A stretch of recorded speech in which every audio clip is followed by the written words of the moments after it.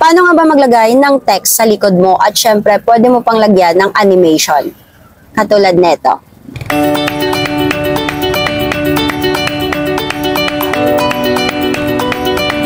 Syempre, gamit lang natin ang CapCut Editor. Gusto mo bang malaman kung paano? Tapusin mo tong video na to dahil ituturo ko sa inyo. Let's go! Open your CapCut application, add new project. Syempre, select mo lang yung clips na gusto mong lagyan ng text, okay? So, ang next step mga best is click mo yung text, add text, and then eto na, lalagay mo dyan yung message na gusto mong ilagay, okay? So, for example, itong thank you for watching. Okay, so eto na, pwede mo siyang i-adjust depende sa laki or depende sa iyo kung saan mo banda ilagay yung text. Okay, so eto naman sa style, depende din sa iyo kung anong kulay ang gusto mo.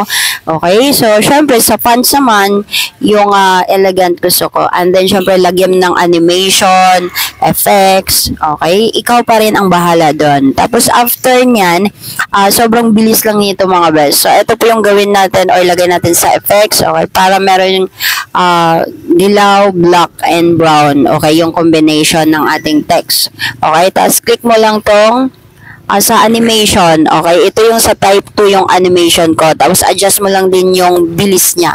Okay, tapos ito, syempre, diretso mo yan kung gaano kahaba yung clips mo. Okay, para magpantay talaga yung text kung saan siya hihinto. Okay, depende pa rin yun sa'yo. And then, ito hindi pa tapos. Save muna natin to. After ma-save, back mo. And then, ito na yung video na ginawa mo kanina. Ngayon, i-delete mo yung text, okay, na ginawa mo. Tapos, i-add mo yung in-export mo kanina. Okay, so ito na yon, add natin. So, pag-add mo mga best, ito na, yung pinaka-main na clips kanina, yan. Ang gagawin natin, i-overlay natin. Click mo yung overlay. So, nakikita nyo, naka-overlay na siya. And then, click mo yung remove BG. Click mo tong auto removal. Ibig sabihin, mariremove yung background mo. So, ganito na ang itsura niya mga best. Pag after mo na remove yung background ng overlay mo. So, ito na. And then, export mo na siya. So, ito na yung result.